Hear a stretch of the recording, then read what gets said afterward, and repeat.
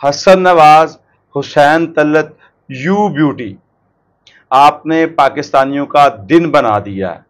क्या शानदार फिनिश किया हसन नवाज ने, हुसैन तलत ने। एक बंदा अपना ओडीआई में डेब्यू कर रहा है और दूसरा 6 साल 180 दिन बाद वापसी कर रहा है। दोनों ने शानदार इनिंग खेली है।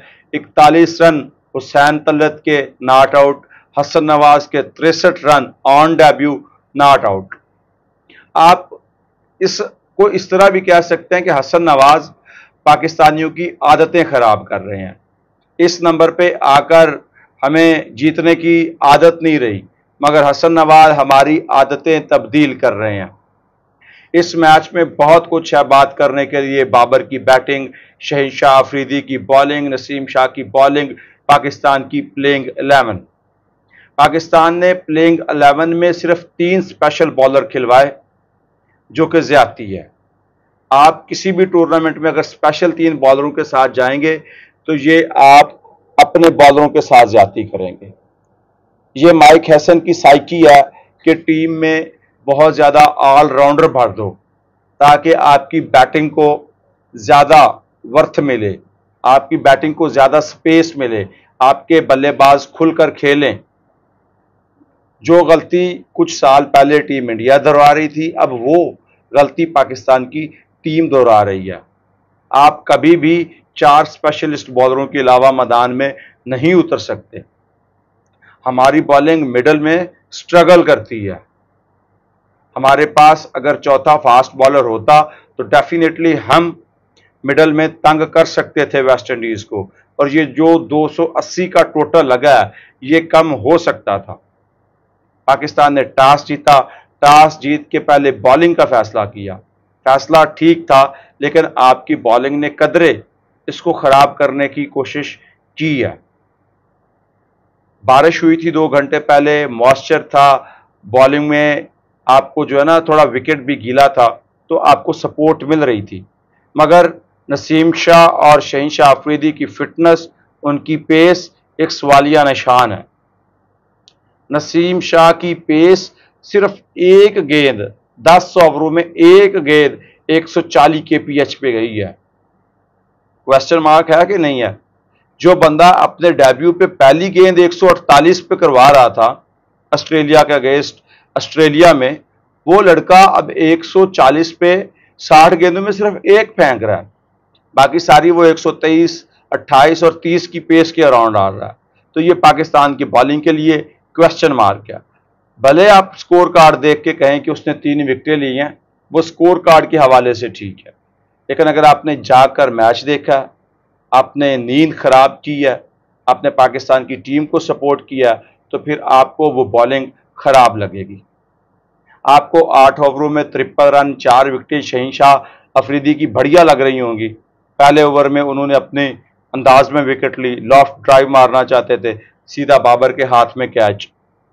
तो 4 विकेटें लेने का मतलब हरगिज नहीं है कि शाहीन ने बहुत ब्रिलियंट बॉलिंग की है। शाहीन की एवरेज पेस 128 से 132 के अराउंड अबाउट रही है। एवन के ब्रॉडकास्टर ने एक ग्राफिक भी नीचे दिखाया था कि शहनशाह अफरीदी ने 2025 में सिर्फ 9% डिलीवरियां 140 kph पे डाली है, और शाहीन ये बात मानने को तैयार नहीं है। साइम अयूब के साथ हमने बॉलिंग करवाई, हमने सलमान अली आगा से बॉलिंग करवाई, दोनों से 10-10 ओवर करवाए। ये हमारे पार्ट टाइम बॉलर हैं, ये हमारे कोई रेगुलर बॉलर नहीं है। किसी दिन हमें ये विकेटें लेके देंगे, किसी दिन ये मार खाएंगे। उसकी वजह यह है कि हम अपने ऑलराउंडर भर के अपनी बैटिंग को ज़्यादा कुव्वत देना चाहते हैं कि हमारी बैटिंग डिस्टर्ब ना हो, हम बड़ा टोटल चेज करने में कामयाब रहें। मगर ये स्ट्रेटजी आपको हर मैच में आपके गले भी पड़ सकती है। ये मैं आपको लिख कर दे रहा हूं।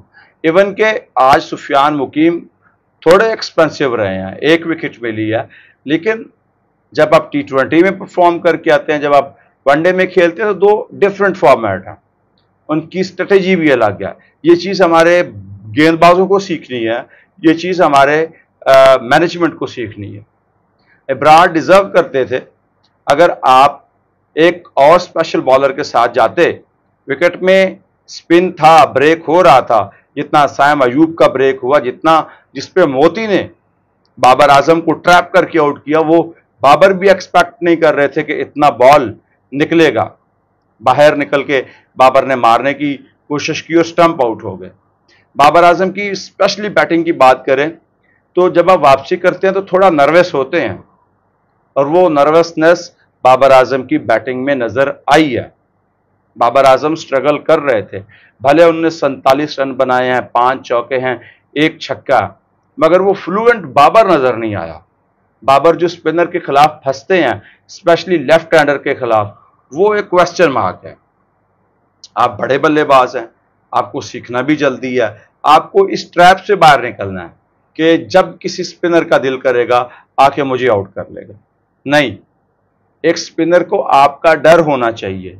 आज आपको अपने इनिंग लंबी करनी थी। बाबर आजम का पिछले कुछ अरसे से ये इशू बन गया है कि वो सेट होकर विकेट देते हैं। अर्ली ऑन आपका विकेट चला जाए तो वो समझ में आता है, लेकिन अगर आप सेट होकर विकेट दे जाएं तो फिर ये ज्यादती है। आपने साइम अयूब की बॉलिंग में देखा था कि कुछ कुछ बॉल इतने ब्रेक कर रहे हैं कि कीपर से पकड़ना मुश्किल हो रहे हैं। वहां पे बाबर को ऐसा रिस्क लेना कि बाहर निकल के आप जो है वो मारें और बॉल इतना ज्यादा घूम जाए, शायद बाबर एक्सपेक्ट नहीं कर रहे थे कि ये बॉल इतना घूमेगा, और उसी चक्कर में विकेट दे गए। रिजवान भले आज हाफ सेंचुरी मारी है, लेकिन एक चीज है कि वो डर के खेल रहे थे। एंड बिशप कमेंट्री में क्या रहे थे, अगर आपने सुना हो, कि जब विकेट गिरी है सलमान अली आगा की, हसन नवाज आए हैं, तो एंड बिशप कमेंट्री से कह रहे थे कि अब एक्सेलरेट करने की बारी रिजवान की है। जब एक सेट प्लेयर विकेट पे खड़ा होकर रन बनाता है, आने वाले बल्लेबाज से प्रेशर रिलीज करता है, तो वो इसलिए होता है कि आप विकेट को, सिचुएशन को बेहतर समझते हैं। हसन का डेब्यू है, वो अभी पहली गेंद खेलेगा तो उसके ऊपर प्रेशर होगा, लेकिन नहीं, भाई अपने रवायती अंदाज में ही खेले और पाकिस्तान के ऊपर बर्डन बना के चले गए। ये तो हुसैन तल्लत को दवा देनी चाहिए, ये तो हसन नवाज को दवा देनी चाहिए। किस किस्म का जबरदस्त प्लेयर मिला। ये रोज हमें मैच नहीं जितवाएगा, ये रोज 50 नहीं मारेगा, ये फ्लॉप भी होगा, ये बुरा भी खेलेगा, ये अकॉर्डिंग टू सिचुएशन से भी कभी हट जाएगा, लेकिन जिस तरह आज हम इसकी तारीफ कर रहे हैं, तब हमें उसको सपोर्ट करना है, तब आपकी टीम जीतती है। ये टीम वर्क था, आपकी टीम ने छोटे छोटे कंट्रीब्यूट करके इस मैच को फिनिश किया है।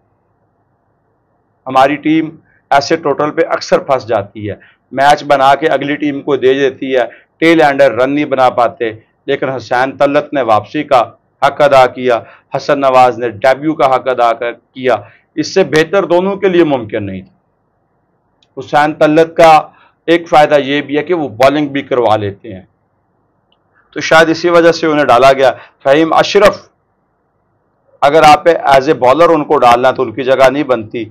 आप सिर्फ ऑलराउंडर भरने के चक्कर में आप अंदाजा लगाएं, Faheem Ashraf allrounder, Saim Ayub allrounder, Salman Ali Agha allrounder, Hussain तल्लत allrounder, एक बॉलर को ही हम खा गए। तो ये गलतियां अगर हम बार बार दोहराएंगे तो ये हमें बहुत हैवी पे बैक करना पड़ेगा। बड़े टूर्नामेंट में हम किसी बड़ी गलती के मुतहम्मिल नहीं हो सकते। हमें बड़े सोच के साथ, ध्यान के साथ अब अपनी प्लेइंग 11 सेलेक्ट करनी है। हमें 4 बॉलरों से कम स्पेशल बॉलर टीम में लेकर नहीं जाना है। ये रिजवान को भी कहना है, ये माइक हैसन को भी सोचना चाहिए। हर कंडीशंस में आपकी ये स्ट्रेटजी काम नहीं करेगी।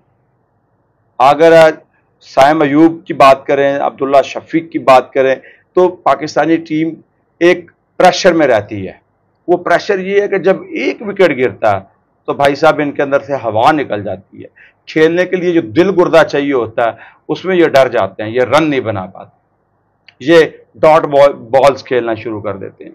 जब तक आप डरे रहेंगे, आप खेलना नहीं सीखेंगे, डॉट बॉल ज्यादा खेलेंगे, तब तक आपकी जीत, भले ऐसी जीत मिल जाए, मगर एक अच्छी टीम के खिलाफ आप अच्छा परफॉर्म नहीं कर पाएंगे।